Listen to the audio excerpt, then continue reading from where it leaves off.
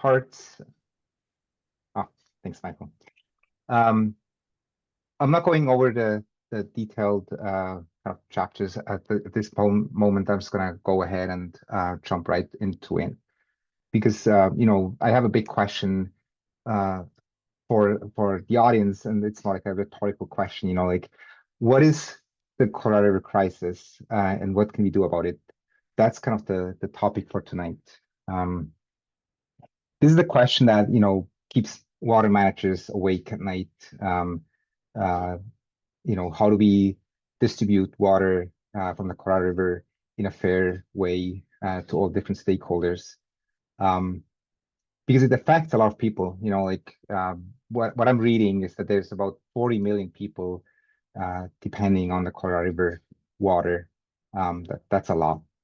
And as we will see later, about 61% of the water, the tap water in San Diego actually comes from the Colorado River. And that's how we are directly impacted in this larger crisis. So I'll skip forward and then we'll come back at the end to hopefully get some answers to these two questions. So quickly, just a few numbers. I share my sources as much as I can, and I'm very transparent in, showing like what sources of data I'm using in my research. I do a lot of research when it comes to my projects, and so I want to make sure that you all understand the science behind these numbers. And I'll show you more details. For example, when I say there's a 20% decline in river flow since 2000, that's kind of the average river flow that we measured between different periods. And so the 20% is, we'll see that later, but it's composed of different components, including a snowpack that doesn't last as long as into the spring as before, or climate change that we're dealing with increased temperatures. And so many of these impacts basically result in a decline in river flow. Our big reservoirs, Lake Mead and Lake Powell, are just around 30% of their storage capacity. And I'll give you the graphs, over time, how fast we drain these reservoirs are kind of like our lifeline, our bank account when it comes to water. We're talking about million acre feet usually as the unit in the quantity in terms of water. So I have that at the footnote. I hope you can see that 1 acre foot equals to 325,000 gallons. And that's roughly the annual consumption of 8 people, or roughly 2 families.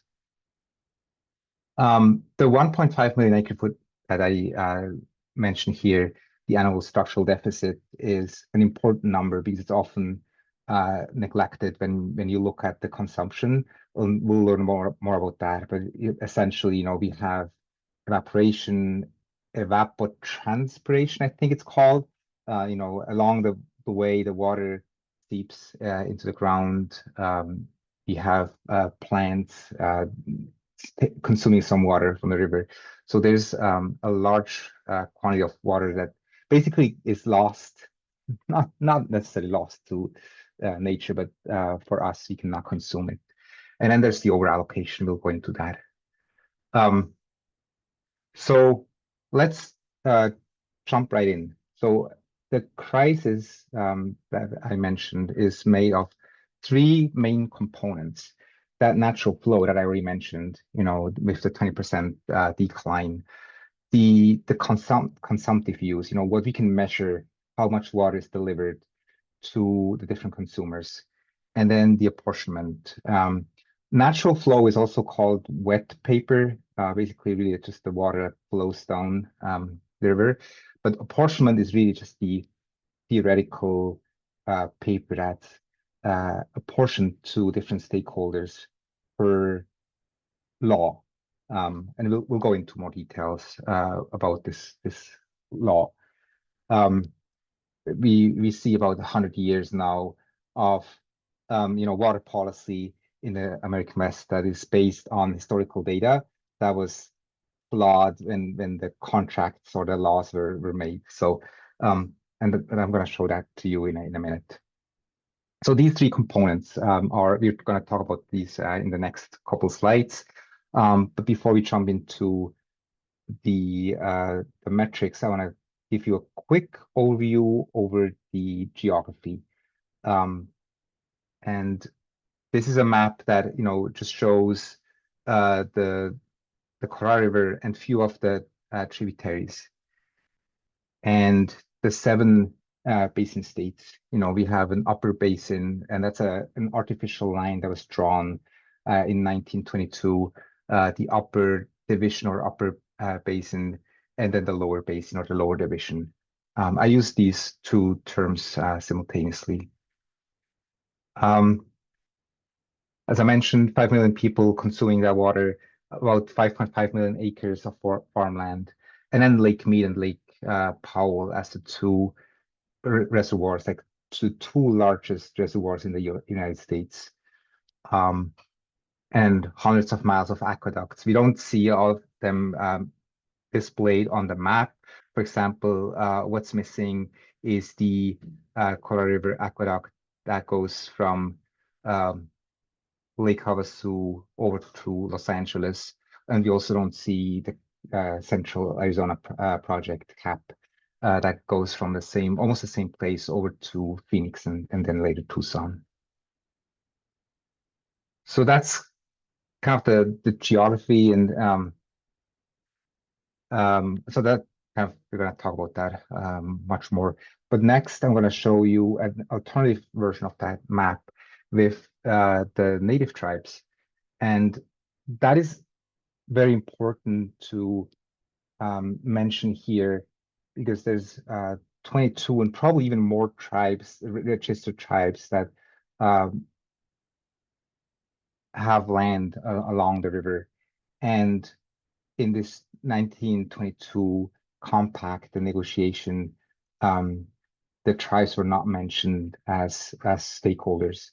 The water was only divided by the states, and so Mexico and the tribes were not even part of these negotiations. And that's really important for this year because we get an opportunity to include the tribes in the negotiations for how the water is divided. Next. All right, so a couple metrics. As I mentioned already, the natural flow is an important metric. How much water is actually available? And we have good data, the measurements go back to 1906, and we see how the river flow, that natural flow, fluctuates from year to year.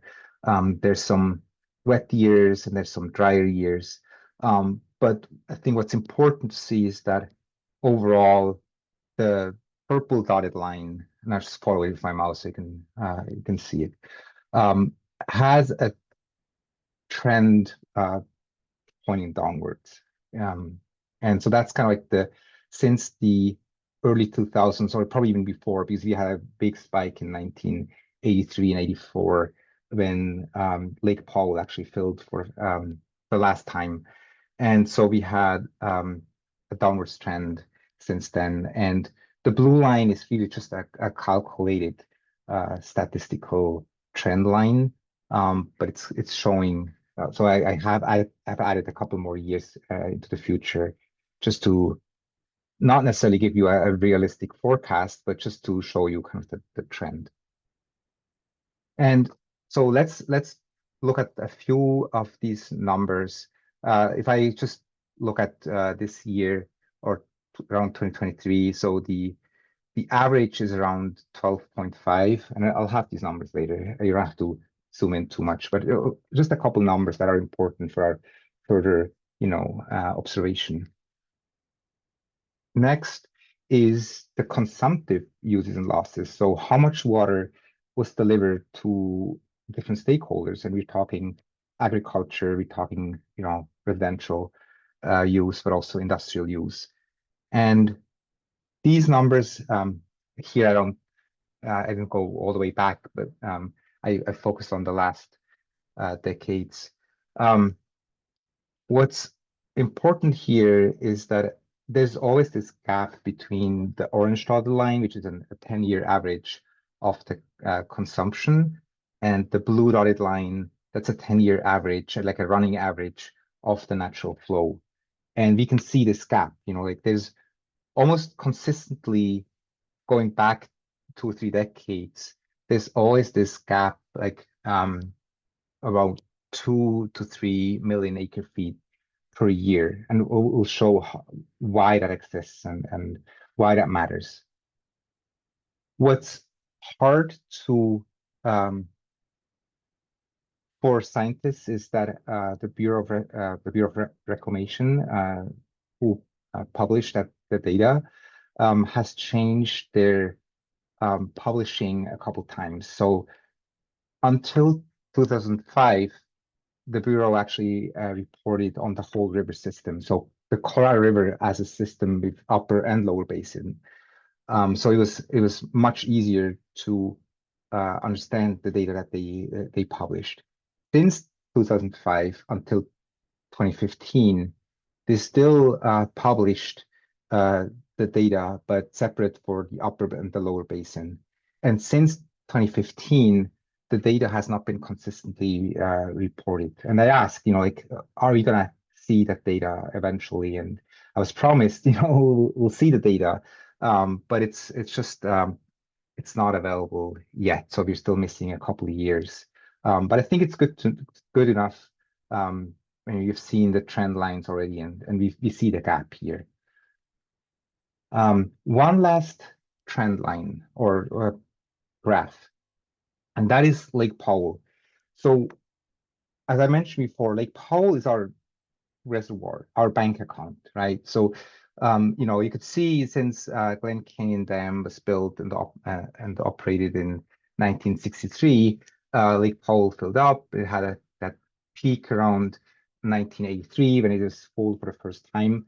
But then since we had a few events that clearly drained the reservoir. And so, for example, we had one mega drought in the early 2000s that already removed there was a 60% loss of the water capacity. And I want to call out, I'm talking about the storage capacity. I'm not talking about the reservoir elevation, because oftentimes you see reservoir elevation as a synonym for what's remaining in Lake Powell or in Lake Mead. But I think for this conversation, it's much more important to look at the storage capacity. And there's a couple lines here that I wanted to explain as well. Oops, that was too fast. Let me see. My mouse just so the current level is at 28. I took that number yesterday. The minimum power pool that we have not met yet since the early days is when we lose the hydropower at Glen Canyon.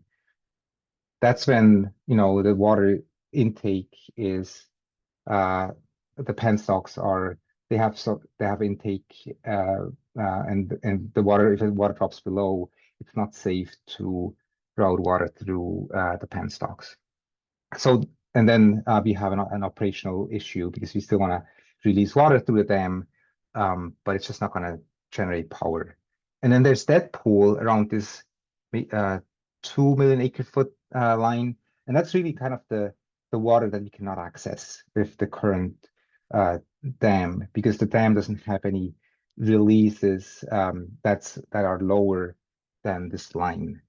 So these are kind of the operational milestones that the Bureau of Reclamation is dealing with, and there's some challenges if that water, the current water level would drop even further, how we can still release water through the dam and make sure that, for example, the Grand Canyon ecosystem, doesn't dry out seasonally. Anyway, so back to these large scale events. There are two more that I want to mention. It just shows like how in dry years, in drought years, how quickly the reservoir loses that storage. And we are at the point where there's only about like a third left. And if you make a forecasting model, you can imagine that 20% loss in 2 to 3 years. Another 20% could mean like we end up at that level that I mentioned before, like the minimum power pool or even the dead pool in the worst case. And so what I'm surprised is that the Bureau of Reclamation has not really included these worst case scenarios in their forecasting.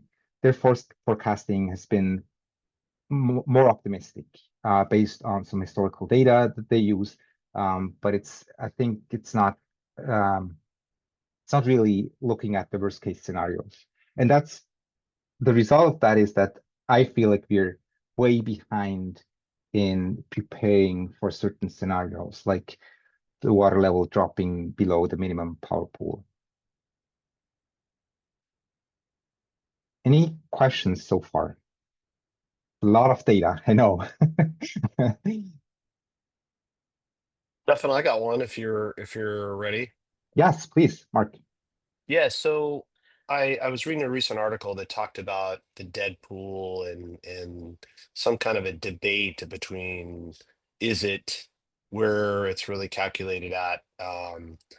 And My question is, you've got Deadpool pretty well defined as a line, but isn't there a lot of debate on where the actual Deadpool is and if we're much closer than we expect to it already?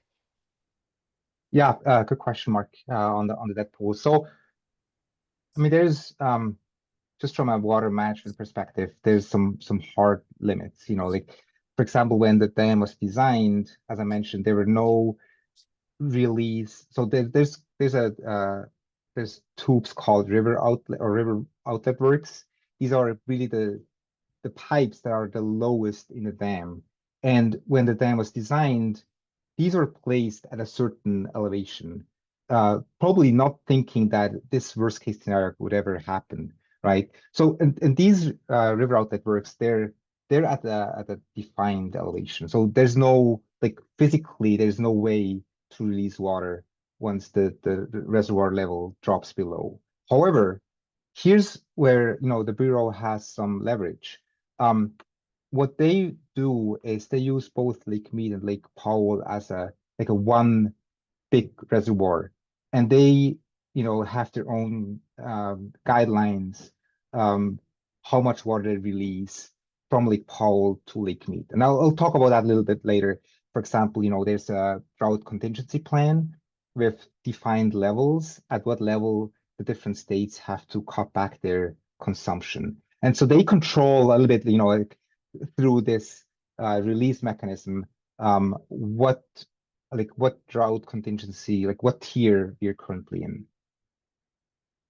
Are you talking about other um uncertain or how can I say, like not well-defined topics around the dam?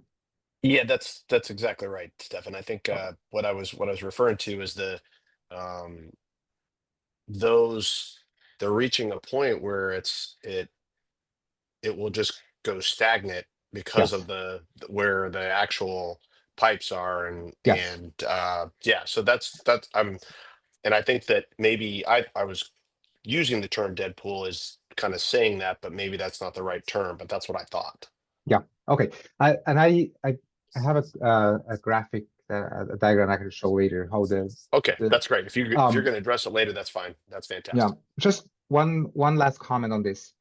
The river outlet works were not designed for continuous release of large amounts of water, and so the Bureau is testing these every couple of years, and there was cavitation happening, so they had to repair these pipes already for a couple millions. And so, they're aware of the situation, but I still think, we are late at determining what other options do we have, because if the water drops below currently, there's no way to release water. And that's kind of like the dark side of this story. Cool. So let me summarize the three components we talked about. Natural flow. Here are a couple of these summaries. The compact in 1922 was created based on unusual wet years, roughly like 18 million acre feet. The previous average before 2000 is roughly like 15.5. But what we've seen in the last 25 years on average is this 20% lower number, so 12.4. And I think that's going to be the new normal, or even worse, it could decline more depending on, how climate change is going to impact the snowpack in the Rocky Mountains and how much water is coming down. Because if you go back to the geography, the upper basin is really where the water is collected, from different tributaries. And the lower basin is where the water is diverted through canals and aqueducts. So that was number one, natural flow. Number 2 and 3, so the consumptive use and apportionment. That gives you a quick overview, mainly around the lower basin states, Arizona, California, Nevada, plus Mexico. And so you see the apportionment is basically the numbers that over the years were defined for each of the states. So, for example, California, on paper, gets 4.4, but there were already some cutbacks, some conservation, and so we are not using the full share. And these are the numbers from 2023. So I do have these numbers. It's just what's missing is how much additional water is not available for consumptive use, as I said, like evaporation or seepage or other reasons. So the total that was allocated in 1922, actually not 1922, but later, is 16.5 million acre feet. But remember, when I go back one slide, the average that we have currently is about 12.4. So there's a big gap, right? But then if you look at the consumptive use, like in 2023, it's roughly like 12. Like, why does that not match? I said the river delivers 12.4 and the consumptive use is roughly 12. But that's missing these additional losses that are not captured in these numbers. And these are roughly 1.5 million acre feet or more. It's really hard to say, and I think there's a debate between scientists how big these losses are. And they're not losses in a environmental terminology. They're still, that's water that's used for, how can I say, like some wetlands, some riparian areas, vegetation, but they're not available for us as direct consumers of the river. So here, Mark, that's the image that I want to show you. But I realize it doesn't have these pipes drawn. And this is Lake Mead, which is an entirely different story than Lake Powell. But what this slide shows is that tiered system with then drought contingency plans if Lake Mead is reaching these levels. And the Bureau, as I mentioned before, has leverage to, kind of control how much water is in Lake Mead, because the tiered system is only defined on Lake Mead, not on Lake Mead and Lake Powell together. So it's kind of like a little bit of cheating. You can always adjust the numbers so that they look better than they are.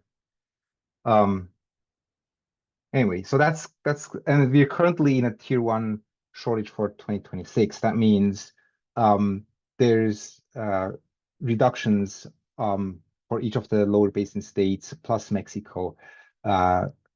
And these are defined by this terminology that I'm going to talk about in the next slide, the prior appropriation, or also called first in time, first in right, which is, I don't know if you know about this, but it's different from other like Eastern laws or Eastern states. So here, basically, what it means is the if you were a water consumer early on and you consistently consumed water, you are a more senior water rights holder than other water consumers that came later. And so even as a landowner, oftentimes you're not getting, the land ownership and water ownership at the same time, depending on, on that status. Or at least you're not a priority user, um, when there's a more senior stakeholder in the line. And so this is just like basically the terminology, with more senior rights established earlier and junior rights. And what's important is that obviously tribal rights are most often the most senior, but for the tribes, it's very difficult to access that share of water that they deserve by law. And that has been established in the Winter Doctrine, so that the the federal the federal system has given the native tribes senior rights to the water, but they're currently not fully developed. And we will talk about later, like how now they get a seat at the table for the no negotiations. All right, just a quick definition, and then a little bit more on the history. I talked about this Colorado River Compact in 1922, where the basins were divided, upper basin, lower basin. It's actually not exactly true here, like the 7.5. It was actually defined in a 10-year running average. The upper basin must deliver 75 billion acre feet over 10 years. And so it can change year over year, but over 10 years, it has to be the 75 million acre feet.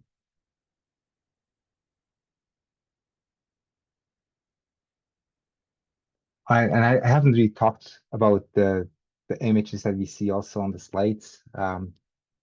Here, the Navajo Bridge is pretty much at that artificial line where the basins are divided.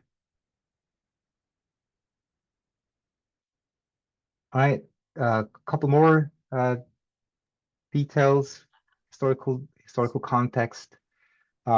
After Hey, 1920, yeah, go ahead. hey, Stefan, I Yes. just want to, on that previous slide, Hmm. uh, all that, all of this 7.5 million acre feet was established in this 10-year portion was established when it was a high, um, A history of there was wet a lot, years. Yeah, yes, based yes, on, yeah, so this was, and it's such a high level that it's almost never been seen since then, correct? yes. And Yeah, and you're right. And the first droughts we have seen already in the 1930s. So it was known that the data that was used for the compact was flawed. And yeah, okay. several scientists back then have already called out that these numbers were not accurate. But they were ignored because I think it was really hard to even find an agreement with all the seven basin states. So they had to, use some data. And now, 100 years later, we know that these numbers were way too high. Um, and we're still suffering from that because then what happened later, and if I jump to the next slide, is that in 1928 the lower basin states actually divided the water, the 7.5 between Arizona, Nevada, and California. And then later in 1944, Mexico was added. But in comparison to the upper basin states, the lower basin states had this the volume like defined. It was not a percentage of the available water. It was these fixed numbers based on the compact, the 1922 compact. And that's the challenge here, right? So on one hand, the Bureau of Reclamation is required to deliver that water to the lower basin states. And so over time, we created additional treaties, additional contracts and laws to make sure that, in dry years, the lower basin states consume less. And you've seen that the upper basin states, let me go back to that slide real quick. The upper basin states here have never consumed their full share. And that's also an important fact, because that matters for how we, negotiate the next years. All right. I talked about the native tribes and their difficulties to access the water that is legally theirs. And we'll talk more about that. I wanted to show this image here. I know it's a complete change of topic.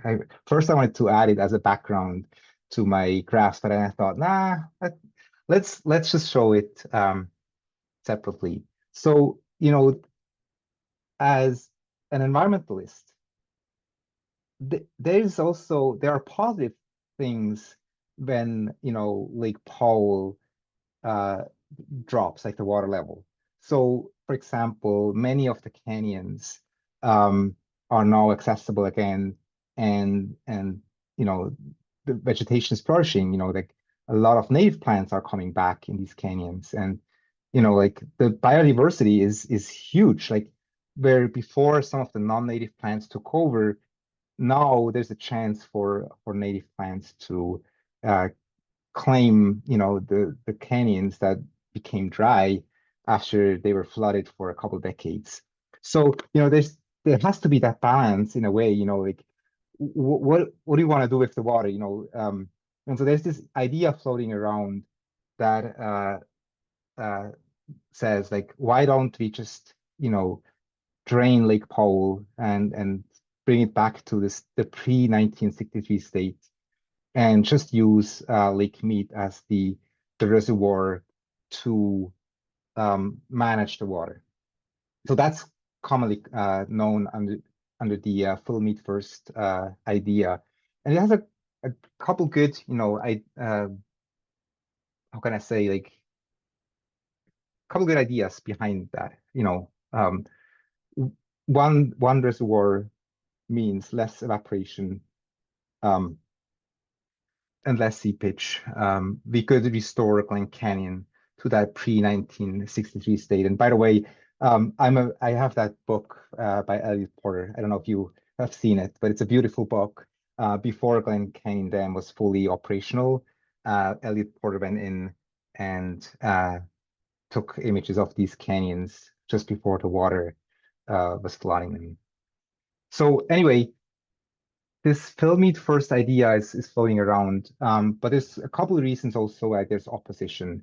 For example, as I mentioned, engineering costs for Glen Canyon Dam to allow water to pass at a lower elevation are huge. And I don't know if there's any numbers, any estimations how much that will cost. And we're also late, right? I don't know how long it would take to build these release or these bypass tunnels.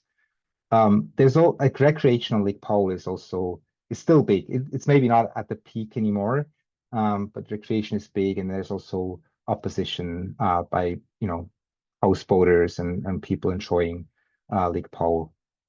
And then there's also additional stress on the Grand Canyon ecosystem if Lake Powell would not regulate, for example, floods. So there's opposition to that idea, but also I think most importantly, the Bureau of Reclamation, as far as I know, they have not really adopted that idea in their planning. So it's more like a wish list from environmentalists. And there's I have a link here. The Glen Canyon Institute is at the forefront, like promoting that idea and kind of sharing that more widely. And so I talked a couple times about these negotiations. So the current operational plan expires in the end of next year. So currently, the 7 basin states plus the tribes and the Bureau of Reclamation are negotiating the new rules, the guidelines, how to manage that water over the next years. And that process has started a couple of years back, when the Department of Interior has kind of started, putting together the framework for this process. But it's a lengthy process, and we don't have a lot of insights what's going on. Sometimes there's a little bit of news leaking. We know there's ideas, for example, that the upper basin should cut back more, but then they haven't fully developed their share, the 7.5 million acre feet, and so there's this back and forth, and it seems like at some point these negotiations are blocked. But then there's this November 11 deadline coming up, where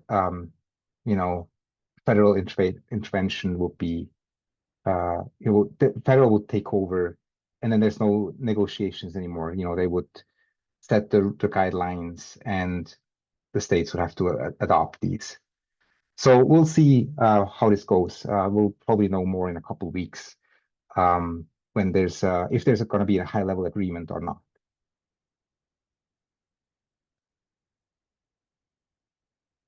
So at this point, let's just pause and take a quick look back what we've learned so far.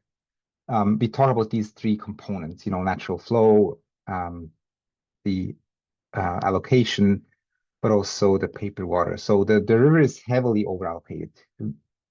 We know for sure. Demand is higher than supply. All the states have some conservation in place, but not every state the same. If you remember, just as a percentage, California is a more senior water rights holder, and so California is not required to implement the drought contingency plan yet. So most of the conservation efforts are more voluntary, but for other states like Arizona and Nevada, they're mandatory. We talk about the systematic exclusion of native tribes. We talk about climate change and the uncertain future with the natural flow. So, and also the negotiations are kind of stuck. So what options do we have? And that's where now we're kind of moving away a little bit from the river and just talk about options to move forward with that situation. So I see 2 options only. And we need to address these simultaneously. We need to cut back our consumption and losses on waste, and we have to increase our supplies. So, and over the next slides, I'll go into the details. What does that mean? Cutting back. What are the different ideas that are floating around? What numbers are we looking at? And then also, like how can we increase supply? And let me know if you have other ideas or thoughts on this, because I feel like really that's the only 2 options we have at the moment. So recently in September, there was a report published by the Great Basin Water Organization, and they shared 9 recommendations. And I know that there were some other, reports over time, but this one I thought was really interesting because it's the most recent one, and it came at a time when we were already in these negotiations. So I'm not going to look at all 9 recommendations today, but I'm picking 2 that I want to take a closer look. So let's just go through them. Moratorium on new dams. That's not really a big topic for California. I don't think anyone's talking about new dams, but I know there's other states who had planned new diversions. And if water is already scarce, why would you plan new diversions? Because that water has to come from somewhere.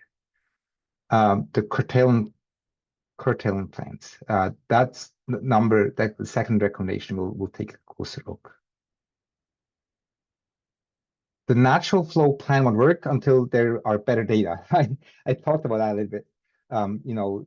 Scientific data is still difficult to get, at least the more recent, more complete data. Altering Grand Canyon Dam, that's the idea that we already saw before with Bill Mead first. Curtailing junior users to serve tribes. These are all great recommendations, yes. But the next one I want to also take a look, municipal waste and reuse and invest in reuse, because that has a direct impact on San Diego. Protect endangered species is really important when you talk about Lake Powell dropping to the point where there's no water release. Like the impact on the ecosystem if we cannot release water through Grand Canyon will be big. And make farms more resilient to new realities. And we'll take a quick look at agriculture. And then groundwater is another important aspect. So as I mentioned, I will share these slides so you can access these reports and take a closer look. But let's go ahead with recommendation number 2. So the lower basin states already have the drought contingency plan. That's already in place. But I still feel like it's not enough. As we've seen, the savings are around was it 1.8 million acre feet? But I think we need to cut it back more. If there's no plan, especially for the upper basin states, then we know from the past what results of that. Litigation, court cases. So it just drags everything out. Where in a time where we need to take action and get more clarity how to divide the water. And the upper basin states, and don't get me wrong, I'm not just taking a side and blaming the upper basin states, but the upper basin states want to develop more because as I said before, they haven't used their full share. And so they have plans how to develop more of that water and use more. That's theirs based on the 1922 compact. So I think the bottom line is we need to plan for cuts and not growth. And so that's kind of the essence from that recommendation. Next one is the tackling waste and invest in reuse. And I'm using Las Vegas here as an example. That may sound strange because like Las Vegas, that desert city, and but when you look at the water numbers, they're actually leading in water conservation. And they have implemented laws to remove decorative green, like lawns and green fields. And so they have actually, they're currently at 89 gallons per day, per capita per day, which is, far better than, for example, San Diego or other Southern California cities. And so Las Vegas also leading in a different way because their wastewater recycling is huge. Like if you look at the numbers, let me go back maybe a couple slides. I want to show you that was in the table. So here you could see almost all the water that is conserved in Nevada is basically flowing back into Lake Mead as treated wastewater. The benefit that Vegas has is that they're close to that big reservoir, so they can, after treating the water, they can store it. So it's an indirect potable reuse. That's the technical term. Where in Southern California, oftentimes that ability is missing. So the direct potable reuse is the only way to, bring that water back into the city water systems. And I think that's something that, our region needs to focus on more. And we'll talk about, what's already there and um, what the next phases are. But before we go there, I want to take a look at the California, just overall the water distribution. So out of the 4.4 million acre feet, 3.1 go to the Imperial Irrigation District, and that's almost purely agriculture. There's a huge percentage of the California share goes to IID, and that's one of the most senior water rights holders. That's why currently California is not required to cut back water in dry years. The second largest stakeholder is the Metropolitan Water District, and indirectly San Diego County Water Authority. That's kind of the transport for San Diego, right? Metropolitan, they get the water from the Colorado River, transport it to Los Angeles, and then from there we have canals coming down to San Diego. So overall, over the whole river system, agriculture gets about 79%, or 70% in California. And so that means even for us, if you think about conservation, it's more difficult, like if such like large amounts of water are consumed by agriculture. And we all know like winter vegetables almost entirely are produced in the Imperial Valley. So it's a big factor for the US. Let's take a closer look.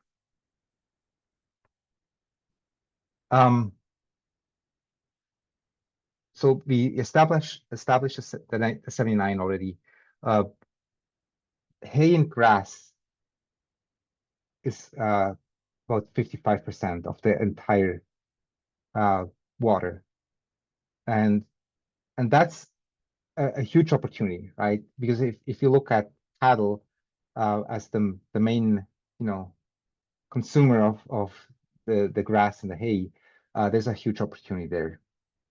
And then the other crops are, well, as I mentioned before, like winter vegetables and other fruits and vegetables.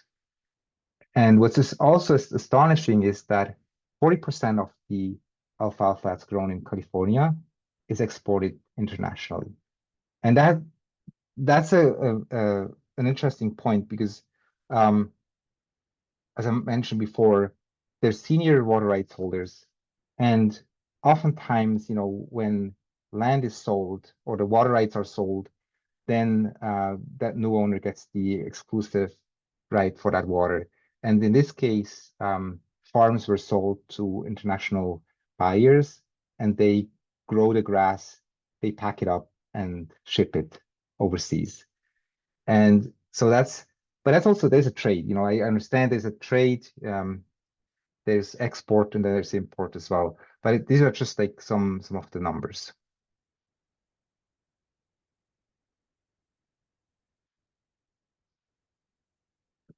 One number that I couldn't fully confirm but I think the 55% is roughly 6.3 million acre feet. So that just to get an idea based on the other numbers. So more than California consumes in 1 year.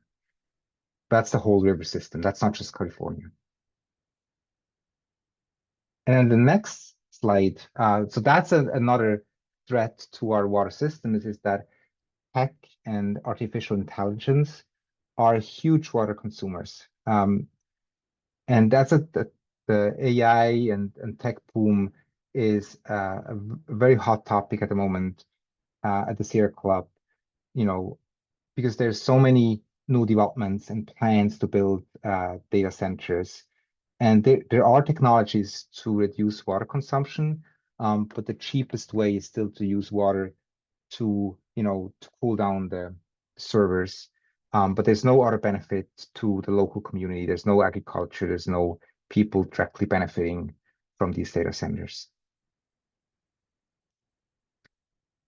So, if we have to build them, like where would be a good place? Desert land is usually cheap. I don't know if that's the reason why tech companies are attracted to these areas. But yeah, as I mentioned, some of the data centers consume up to 5 million gallons of water every day, which is a huge amount of water. All right, so let's take a more closer look at San Diego. In the history slide, I've shown this term quantification settlement agreement. What does that mean? So San Diego for a while was almost exclusively dependent on a metropolitan to get water. And so San Diego was looking for ways how to diversify and get other, sources. So with conservation projects in the Imperial Valley, San Diego was actually able to get a share on that IID water, although the water actually never flows to them. It's actually taken away through the Colorado River aqueduct. But that's a secure, how can I say, like this secures the San Diego future because we get a lot of water through these transfer deals, canal lining. I show here just a comment on this image, the Coachella Canal. What you can see on the right-hand side is the old canal where water was just flowing through kind of the earth like a ditch. And then later, with the canal lining, they built in parallel a canal that has a concrete lining, and so huge amounts of water are conserved through that, and that's what San Diego is benefiting from. And all right, so just to give you kind of the perspective, we talked about the Colorado River Aqueduct. So on the left-hand side, you can see sort of the larger scale. There are more aqueducts. I'm thinking Owens Valley, for example. I'm not aware how much water, or if San Diego gets any water from there, or how much. What I heard is that Metropolitan deals with that, and they have basically three big water supplies. But then on the more local level, on the right-hand side, you can see the canals or the pipelines that come down from Riverside to San Diego, and you can see the major reservoirs. So we have a few large reservoirs, but they're not comparable with Lake Mead or Lake Powell. So they serve more as local buffers. They can hold about I try to remember. I saw the numbers recently when I was doing the research. I thought they can hold about a year of the water consumption of San Diego. So through the Colorado River Aqueduct, very long canal. Here's an image, how this water is transported through the desert. There's several pumping stations along the way. don't know if you've seen one in the beginning. I've shown the Eagle Mountain pumping station, and they pump the water up, and then from there it's gravity flow for miles and miles. Huge system built in the 1930s. Hey, Stefan. Yes. There was a question in the chat that I would like to Yeah. kind of throw out there. Mm-hmm. It asks, going back to those data centers, where does the data center cooling water go? Is it flushed as wastewater or not recycled for for reuse? Yeah, that's a good question. So I'm not an expert by all means, but what I was reading is that oftentimes water is evaporated, and so it's kind of lost, and we cannot catch it directly. But if there's anyone else on the call who can answer that question, let me know. I know it's a hot topic, and we'll learn more about that in the next couple of weeks. Yeah, so evaporation I thought was the cheapest and simplest to achieve. Does anyone else have an knowledge?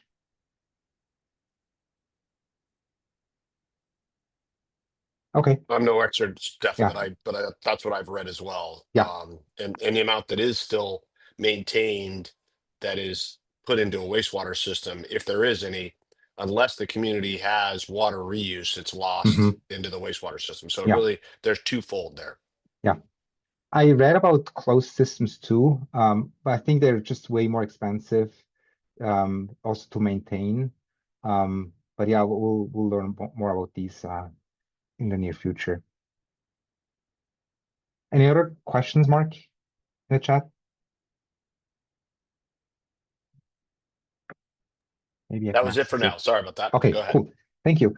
All right, let's go back. So we are just talking about kind of the water journey, how San Diego gets the water. We Stefan, looked at the geography. sorry, we did Yeah, go. have one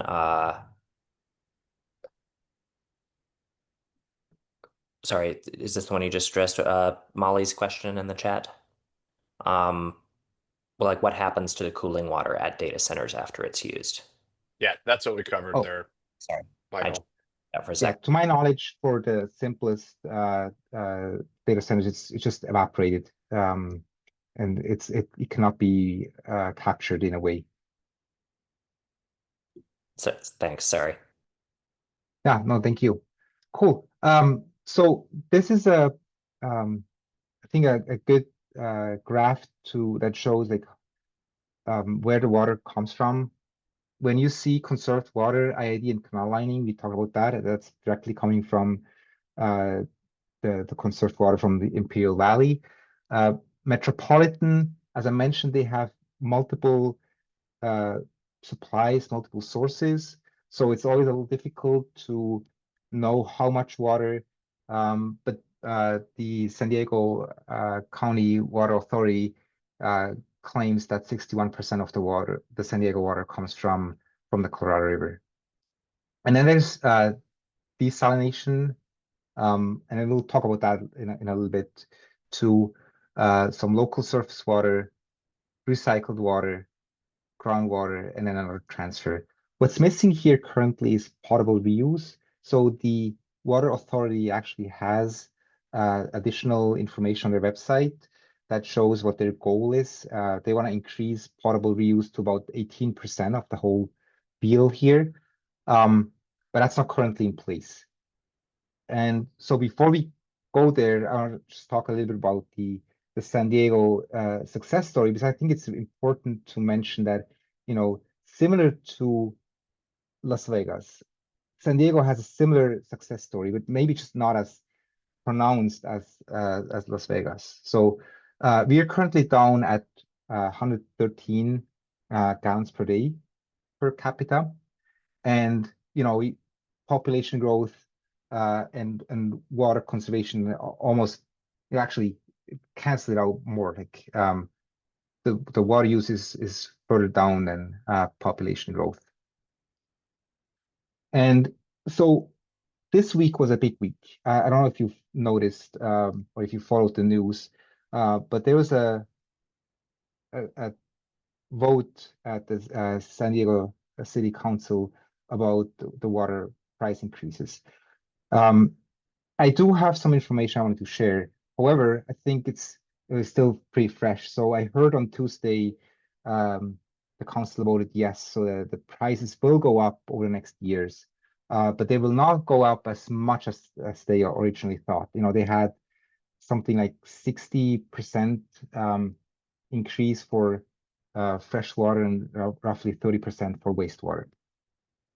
And there were several news articles that talked about, you know, water costs, and even, you know, I'll show you here. They even asked, like, does San Diego have too much water? You know, and it's a really interesting question. You know, if we look at the whole Colorado River system, we know there's not enough water.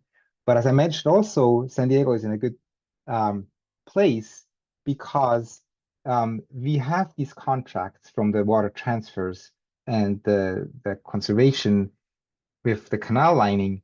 And so it looks like on paper, at least, San Diego has enough water. And then obviously we have to look at cost too.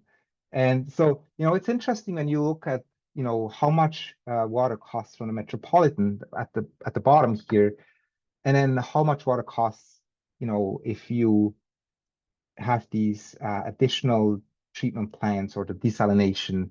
And there's just a big gap, you know, and I understand that, you know, cost is a big factor, a big driver on the political level. So let's take a closer look. So Pure Water is this potable reuse project that San Diego City is working on, and there's two phases, phase one and phase two. But I think what sparked that discussion was that the newest estimates, how much that water will cost, are much higher than the original estimates back in, I think it was 2012. So a increase from 1,800 to 3,500 per acre foot. That's almost double the cost. Similarly, the Carlsbad desalination plant costs are pretty much the same for an acre foot of water. And one thing I forgot to mention, I mean, Metropolitan doesn't really charge San Diego the actual, you know, there's no cost for water. It's really just cost for transportation.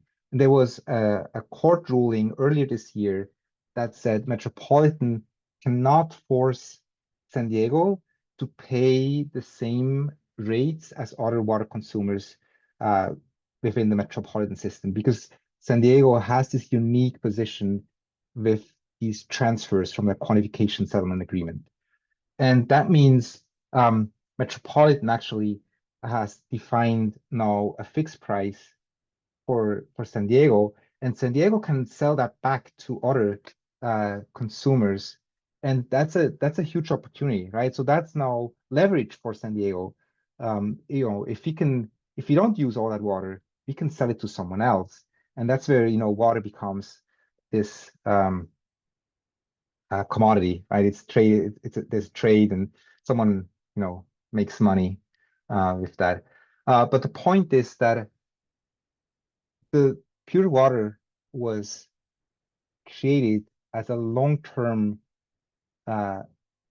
way to get more independent from the Colorado River and other water sources.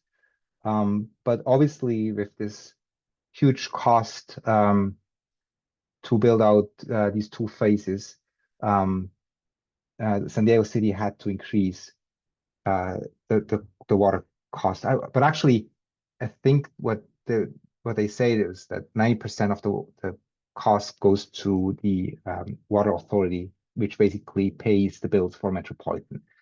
So I'm sure there's going to be more information over the next days for us. But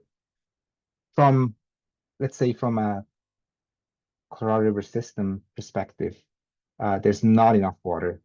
And I'm glad that San Diego has figured out for the next couple of years, but I still think we need to continue these investments into the future. I think it was wise to think about the Pure Water project back in 2012 already, and so we are prepared for a future that has less water available. So yeah, I just wanted to address that kind of the latest, and it's very controversial, right? Like no one likes if water price goes up, but I think it's also just the reality um, that when there's water scarcity, conservation can also be driven through price. Anyway, any questions or comments on this slide before we continue? I'll then just summarize over the next slides, basically what our calls to action for us.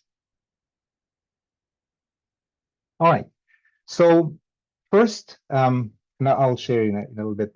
I think we can help, right? We can help reduce pressure on a river system that's already under pressure.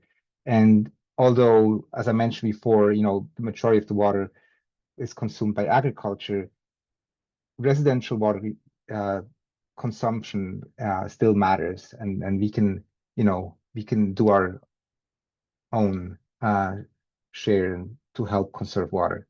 And these are just a few ideas, like and not just ideas, but things we can do. And oftentimes, changing our behavior or changing our habits doesn't cost much. If I turn off the water during my shower, or I'm soaping in, or um, fix leaks, these are fairly easy things to do. Second are other actions, on the political level. So the Sierra Club is active in commenting on the plan, the future plan for 2026 and beyond. So political engagement is important, but also we have to be realistic that most of these decisions are done behind closed doors. It's difficult to get political influence. I heard from someone that they said, like, we can comment as much as we want. In the end, it's still the Bureau or the Department of Interior making the decisions. So, but I think it's really important that we use all the leverage that we have to, tell our political leaders what we think is the right way.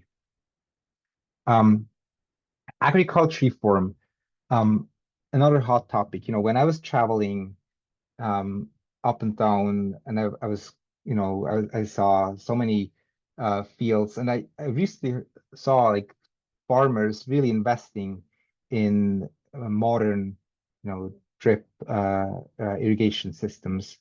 But there's still farms that use flood irrigation, as I mentioned. And I've taken pictures. It just looks so weird when you see like whole fields completely underwater, and there's so much loss to that. So plus also many of the canals are still not lined. I traveled extensively along the All-American Canal. Long stretches are now lined, but there's still miles and miles of canals that are not lined, and so there's still loss of water in large quantities. Stefan, Support, yes, there's a question that goes back to the metropolitan water. yes, Does okay. the cost of the metropolitan water rate cover the expense of maintaining canals, pumps, and cost of electricity to pump water through the mountains? Yeah, good question. And actually, I see the chat now. Thanks, Ken. So yes, the cost, what the San Diego County Water Authority pays Metropolitan covers all these conveyance systems, for example, from the Colorado River over to Los Angeles and the Riverside. So in Riverside, there's this one like magical line where the water authority takes over, and then obviously pay for our own transportation to San Diego. But all these other canals that are maintained by Metropolitan that are covered, including some of the costs for the Carlsbad desalination. So they fold that in as well. So, because it's owned, actually, no, I'm making that's a wrong statement. The water authority owns the Carlsbad desalination plant. So that's they fold that into their own, I think 22 different water consumers. Any other questions? Can I add on a little bit on Yeah, that, Stefan? please go.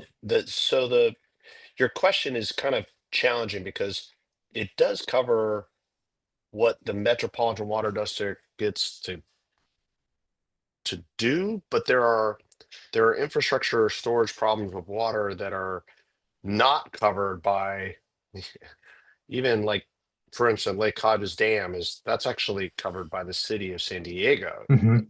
That Yeah.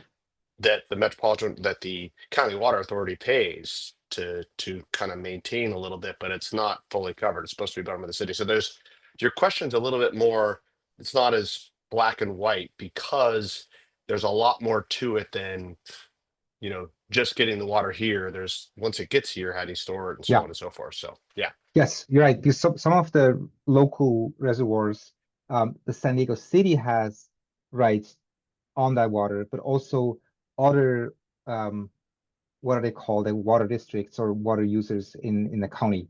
So it's not always very clear cut, maybe land ownership and then maintenance costs are not always the same, right? So yeah, but Metropolitan, I mean, it's I think what they charge the water authority, it's more clear what Mhm. the services that they provide. All the convey. So Colorado River Aqueduct, for example, falls under Metropolitan. All right, let's just finish this slide real quick, and then we can start our conversation or discussion. In terms of conservation leadership, I want to share another slide later, what opportunities you have to join these groups that are more like regionally active. So I have a slide for that. And also, just, environmental justice. We heard about the Native tribes having difficulty to access what's legally theirs. And so these are kind of the calls to action. I'm sure there's more, but I think it's just that's why I had the personal engagement first. It's really important that everyone becomes aware. We are still in a difficult situation, and we still need to conserve more water. And I think it's everyone's duty to help and participate. So I have a quick personal story. I just dug out a couple images from my home improvement project. When we moved to San Diego we moved to San Diego in 2017, but when we moved into this current place in 2018, our front yard was just the ice plant and irrigated. The water was just turned on twice a week, and just growing weeds and didn't look nice. And so I completely replaced it with drought tolerant plants. And a couple years later, it's like I have to cut back vegetation like every year. It's just so much growth and there's no watering. Like I don't use any water to irrigate these plants. They just do well with this climate. And it I think it looks great. So I really like that transformation from what was before and how it looks now. So I can only encourage people to uh,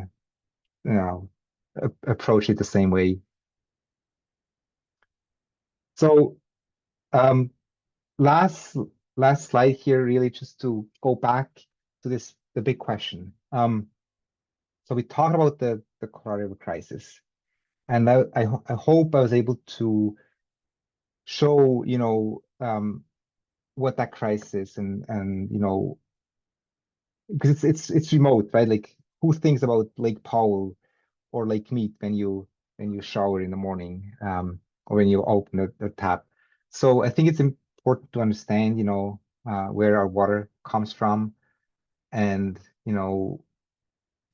back in 1930, it was a different time, but I think now we have an opportunity to include more of these excluded communities, and they're doing great in certain projects. For example, I was traveling to Yuma, and one of the tribes there, they have invested a lot of time and energy in restoring their river systems and wetlands, and they have removed invasive plants, and helped the native plants grow better.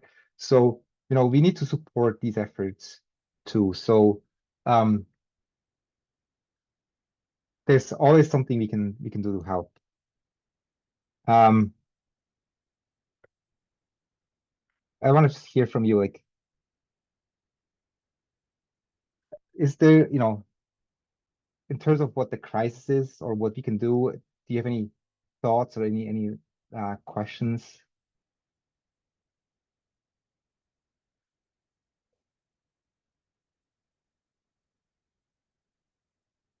A lot of data, I know, like, lots of information to digest. Good question, Jenny. How effective is mulching in reducing water loss? I think it's very important to keep soil moist, but there's different ways. Mulching is definitely one way. For example, in my personal project, I used what's it called, Decomposed decomposed granite. granite. Yeah, I also used like larger rocks, but I think it has the same effect, right? Just make sure that the surface doesn't completely dry out, and so I think it is effective and important. Mark? Yes, a couple questions. One, Stefan, if I love that you've kind of asked the group what can you do to make the most impact. Is there any programs out there that actually provide money to residents who want to do, like, say, install gutters to capture their water, or take out their turf and put in um, drought tolerant Yeah. species? And then are there actual places you can get plants and plants and trees that you can get them for free by chance? There are programs, yes. There's for example, there's discounts when buying rain barrels. I don't have the full list. I came across the website. I don't remember if it was the San Diego County Water Authority who had that list. But that's information. What I can do is I can update my slides and provide more resources in that sense, and then give me a day, and then you can download it again. I'll update some information on that because there's some programs. It's not as, how can I say, it's not as strict as in Nevada, where there's laws that prevent you from planting just decorative green surfaces. But there's incentive, yes, 100%. There's a question in the chat too on the EJ topic. Do you have ideas about how to address affordability for low income residents, given that there are no programs like CARE and FARA for electricity? Hey, Tracy, EJ, help me out. What that stands for? That's environmental justice. Oh, got it. Okay, thanks. No problem. So one of the incentives that Nevada, for example, has implemented is rate-based cost or price, water price. So that's not something that we have in San Diego, I believe. But that's I don't know if that's something that will come with these water rate hikes because they're substantial. I think for next year it's going to be 17% and then another 17 the year after. So they're substantial. But I'm not aware of I mean ideas are around, but I'm not aware if any programs are really in effect. And I'm sure there's other leaders on the call who have much longer history or more knowledge. I don't know, Ron or anyone else, if you are aware of any programs. I'll kind of jump on this a little bit. There Yeah, are sure. programs out there to help out with through the county water authority, but it's almost like you have to do the research to go get it through the county water authority. It's not as simple. And then there are some of the other water districts offer, but it really depends on where you're living in the county. But I do go back to what Stefan was saying that, believe it or not, San Diego Gas and Electric offers free trees that you can, which are part of this issue that you can actually get. The county does as well, and the county actually offers rebates on if they want to install uh, gutters and stuff like that. So yeah, there you go. Yeah. Thanks, Mark. Next question is what about covering the canals to reduce evaporation while it's being transported hundreds of miles? Maybe solar cells will be cheap enough to do this soon enough. Yeah, these are great ideas, and some are also covered in that expert report that I shared. I focus more on actions that we can take directly, but I know on the regional or political level, there's way more we can do. I think what's interesting is when I look back, how these transfer programs came to exist was that San Diego invested money in canal lining and therefore got water.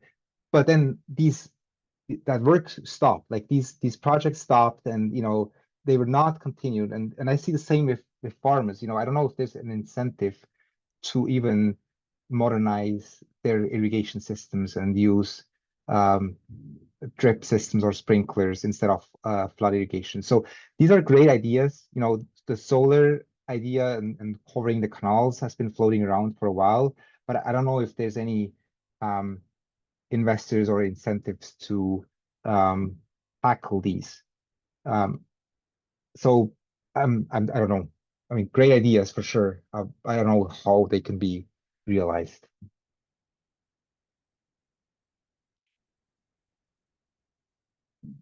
I see there's also Ben. Yep. Yeah, go ahead. I was going to read it to you, but go ahead. In the early graph, budget of the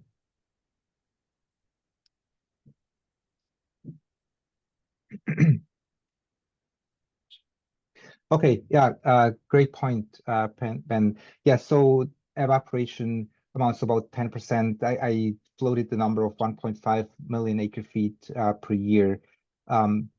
So the numbers were factored in when you look at let me go back. Actually, let me see if I can just exit the presentation, go back directly here. So in these numbers, evaporation was factored in, and that made really the gap more visible. But then the latest numbers that I showed, when I continue a couple slides, sorry, I think it was one more. Sorry, I'm just jumping around. Okay, here, if that total here, the 11, so rounded up like 12 million acre feet, that number does not have all the evaporation and system losses factored in, because that's the consumptive use that was reported by the Bureau per state. And some states have like conservative evaporation numbers factored in their losses.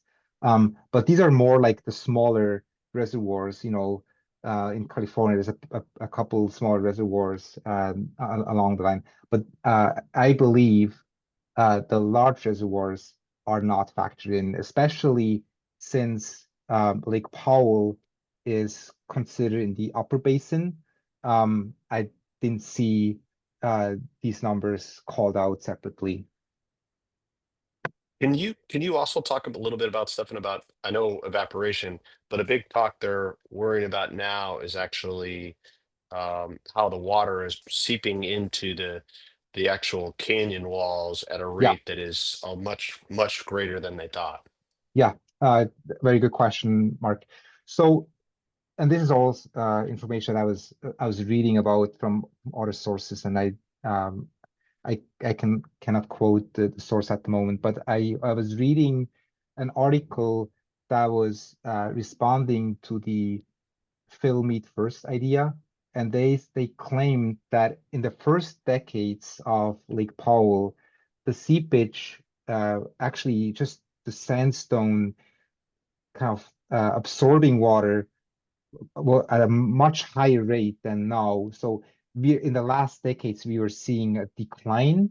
I see your I did you hear otherwise or No. I'm. You keep going. Yeah. I know exactly what you're talking about. So keep yeah. going, Stefan. So plus especially Lake Powell has that tulip shape the canyon walls are pretty narrow, but then once the water gets to a certain elevation, it kind of like reaches over the top and kind of spreads out much further. So actually, like lower elevation levels of Lake Powell are beneficial because then we have a much Mm. smaller surface area of that reservoir. Mm. Does that answer? Hello, this is Ben. I can speak to that a little bit Yes, because please. I've worked on that problem. The seepage in Lake Powell is what we call bank storage Ah. Yeah, because the sandstone is something like 10% porosity. It's huge. yeah, Mhm. The water goes in when the reservoir rises and it comes back out when the reservoir falls. Um, there's no place else for it to go because if it did, you would see big springs popping out somewhere else. And Mhm. there are springs downstream from the dam, not very big, but yeah, the seepage that does go into the sandstone comes back out into the Colorado River. yeah. So it's not really an issue. Mm. But yes, Okay. thanks, Ben, for clarifying. But I believe the the seepage, the overall seepage, because Lake Powell is so long. I mean, originally it was what, like 150 miles long. It must be much shorter now. But I believe the water that goes around the dam and then comes back into the river is a relatively small amount compared to the other seepage in the sandstone, right? Yeah, oh yeah, relatively small. There's Yeah. just a few small springs, but the Yes. Yeah. the other seepage, the bank storage, is not lost. It comes back out as the Yes. reservoir goes down. It, Correct. it effectively just enlarges the total storage capacity of the reservoir. Yes. But that is also countered by the sedimentation where, from the back or from the tributaries, huge amounts of sediments are added to the reservoir. It's not a critical factor yet. I think they calculated that it would take several hundred years for that sedimentation to reach the dam. But there's other factors also that reduce the actual storage capacity. So over the years, the Bureau has actually adjusted the max capacity of Lake Powell a couple times. Because the sediment moves around as the reservoir um, rises and falls. But there's Yes, another issue. You were talking about the dead pool issue. Um, there is enough sediment, I think, to fill the dead pool if we were to draw the reservoir completely down to the dead pool. Hmm. And the sediment then flowing through the bypass tubes would cause more erosion than Yeah. the cavitation does. That's a real problem, and I don't think they know what to do about. Hmm. Yeah. Yeah. So that's a reason for them to dare not to draw the reservoir clear down to the dead pool. Hmm. Yeah. Okay. Okay, thanks. Yeah, I was traveling at the far end of the river near Height and what's the other Hall's Crossing, and it's impressive, how large the sedimentation still is, from when the reservoir reached the maximum elevation in roughly like was 1983, I think it was. Uh, So I think I mean, it's 150 feet at least. yeah, it's huge. Yeah. Okay. Uh, Next question is Pure Water project running down Miramar Road active yet? Do you know, I've got some data on that if you need it. Oh, please go take that if you can. Yeah. Yeah, first Pure Water customers in completion in Next year. 2025. Yeah. Yeah. So the project is about 75% in the phase one is complete. Phase two is starting to get under construction, but yeah, we're supposed to get first water from Pure Water in 2026. And just to clarify that, is that completion of phase one, or is that still a pilot phase with just certain neighborhoods? From my understanding, phase one construction is 75% complete now, and they expect it's still going to be being worked on, but there's going to be phases where they're rolling out in Yeah. 2026. Yeah. Yeah, that's my understanding. Thanks, Mark and Ron. There's also Trace, as you clarified about the tiers, the rate tiers. Yeah, I think that's confirming what I know. There's no current rate tiers. No. All right, so let me go back. Before we wrap up, I have a couple more slides just to, announcements. Here we go.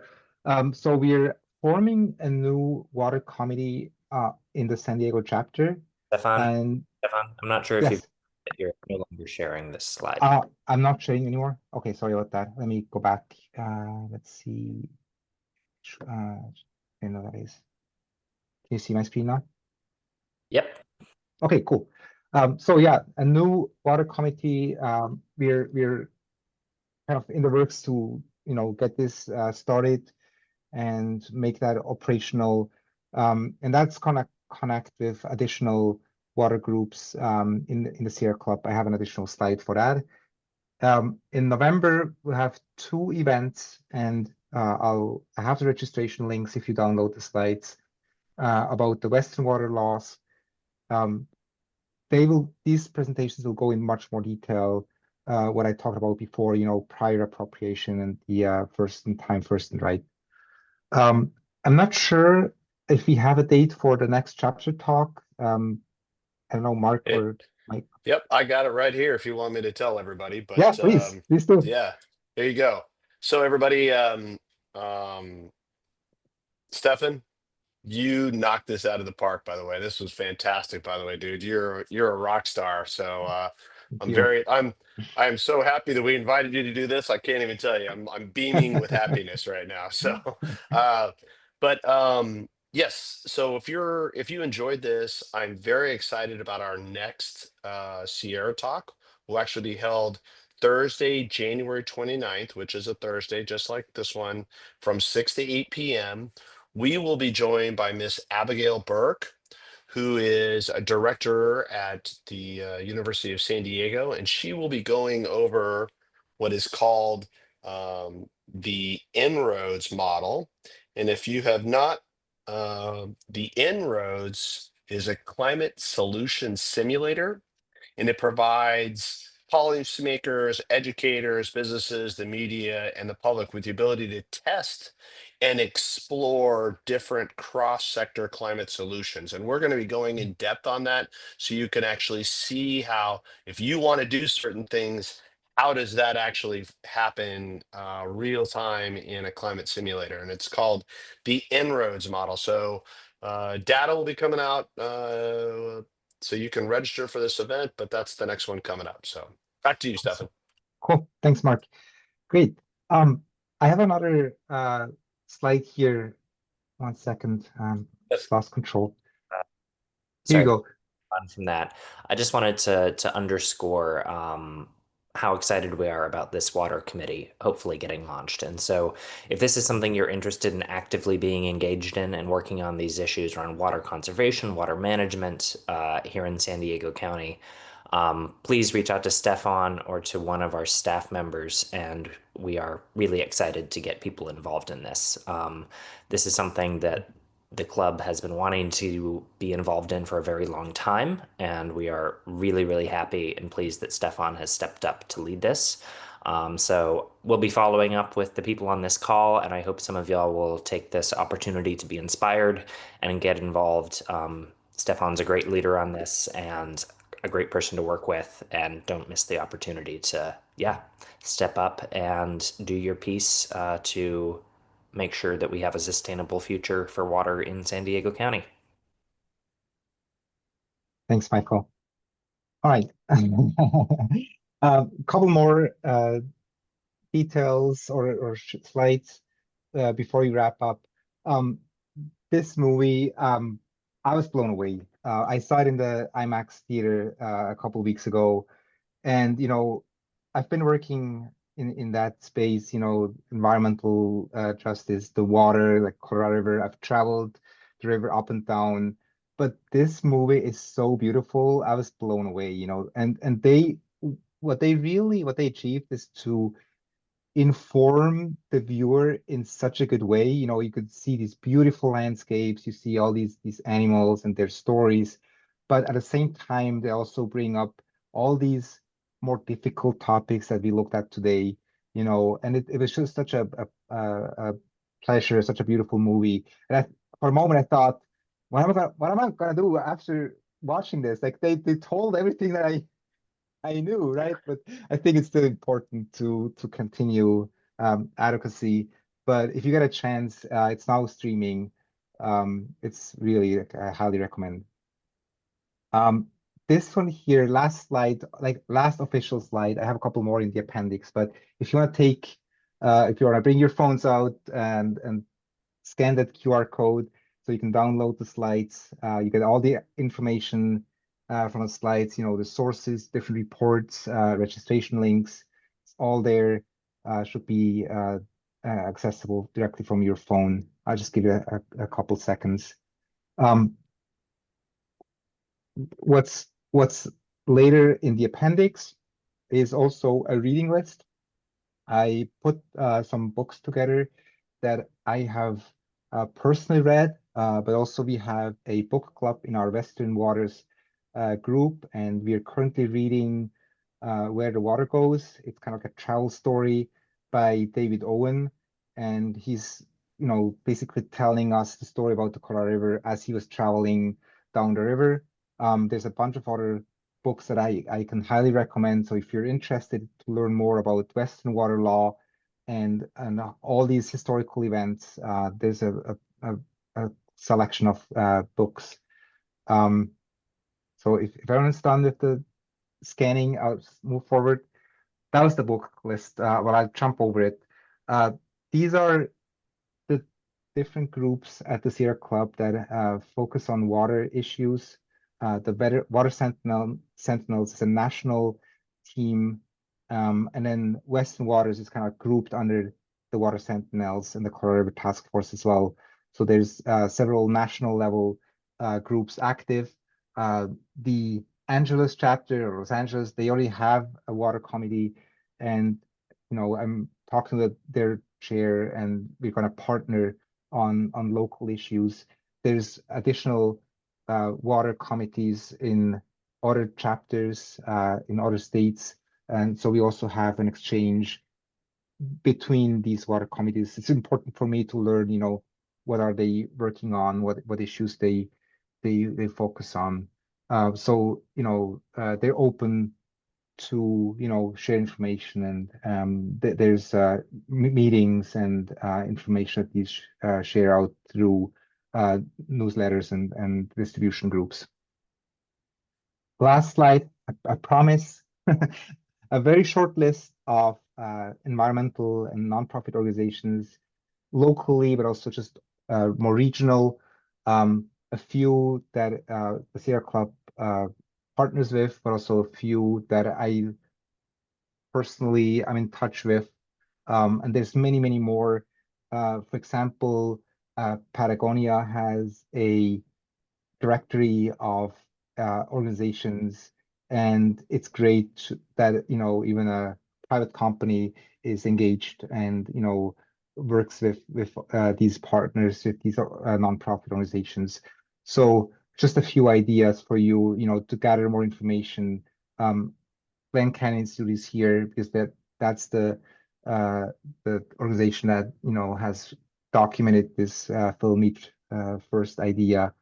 The Utah Rivers Council, I forgot. I think I mentioned it before, but there was another organization that I mentioned with these 9 recommendations, that report that came out in September. All right, so I'm going back to the QR code. So do we still have a couple more minutes for any questions or discussion? Michael, are we good? We have till 8, so you've cool. got the time. Awesome. All right, let me know. I'm just looking at the chat again. Stefan, this is Diane Johnson out in Borrego Springs. Hi, Diane. Hi. Thanks for joining. Thanks for inviting me.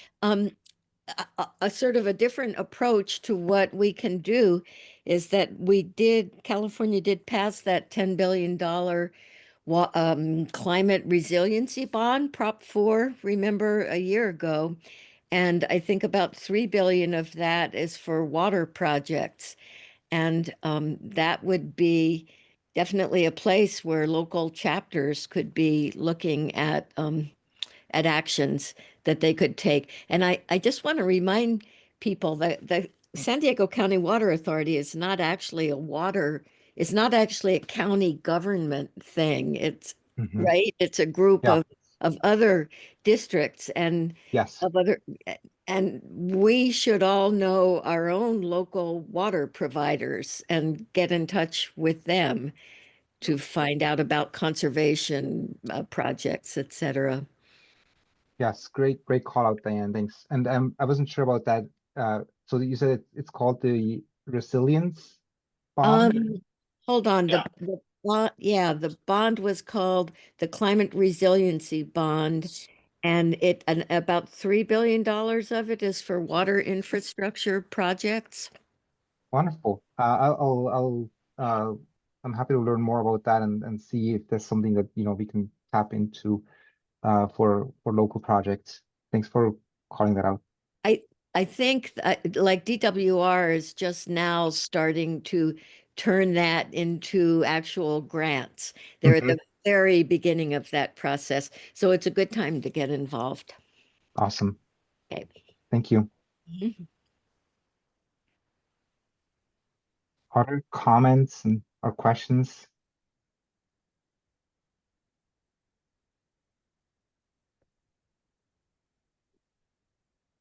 I always find it interesting to learn, how much of this whole, history and this what I call the crisis is already known. And so, if you want, you can unmute yourself and talk a little bit, was this new information for you? Did you learn something new? Are you interested in water, or is this just not your cup of tea? So if you can let us know, even just for Mark and the leadership team, I think it's important, that folks are interested in talks like this.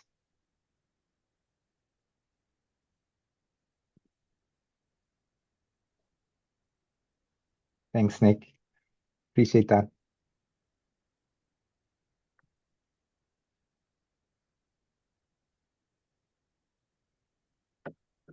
Also, just to highlight, again, if this has been an inspiration to you and you are interested in the water committee, you do not need to come into that with a huge amount of previous knowledge.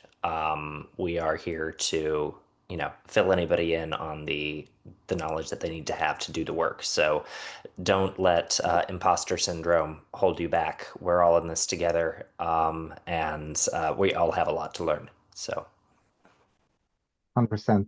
Thanks, Michael. And I think they're actually, just because it doesn't have to be just the Colorado River, the water overall in San Diego County, from the ocean to every tributary that we have is part of it too. So that and the bays and all that. So if you have an interest in any of those things, we want you to go to the water committee because they're all linked. Yeah. Great. Thanks for the feedback, Clara. Well, thank you. Also, Ron, go ahead. Thank you so much. This was just great. I'm really looking forward to seeing the water committee kicked off. And it's just a huge aspect of everything we do in San Diego County and even in Imperial County. So Yes. thank you. Yeah. I don't know. I know, Ron, you've seen part of that presentation before, and you mentioned that you want to see more of my photography. Did you get more this time? I felt it was like a teaser. Some great photographs, but I know you have thousands more. Yeah, there must be another type of event. But I think, I mean, this is kind of my approach. I like to travel to the places that are so important. When I see the massive water infrastructure, these massive dams, and these are, in a way, these are engineering marvels. Like back in the day, it was a huge accomplishment to even like engineer and build these dams. But I think we are now in a time where we have maybe a different perspective. We learned a lot, and so we look back at some of the decisions that were made 100 years ago, and I think we're ready to maybe learn from that and hopefully make better decisions for our future. But there's a lot of change for sure. So that's something we have to be prepared for. There's always going to be change. yeah, I do have to say this is probably one of the prettiest PowerPoint presentations I've ever done. Thank you. Classic. How can you make a dark theme approachable, right? Make it pretty. Yeah. Well, thank you, All right. Stefan. This has been wonderful. We hope to be able to make this accessible to a wider audience on our platforms, and we're really looking forward to continuing to work with you. So thank you so much for coming and speaking with us. Please keep an eye out, everyone, for our next Sierra Talk coming up in January, and we hope to keep the momentum going on these. Another shout out to Richard, who was a big driving force, Richard Fuel, who is a big driving force behind getting these started again. We really appreciate it because it's been a huge success. I hope everybody has a great evening. Mark or Stefan, any final words? Well, I just want to thank everyone, like the San Diego chapter leadership team for having me, for inviting me and presenting my story. Thanks for everyone who joined tonight and spent 2 hours listening to this important topic. So yeah, thank you so much. All right. Everyone have a great night. See you later. Bye-bye. Thank you. Bye. Have a good night. Bye.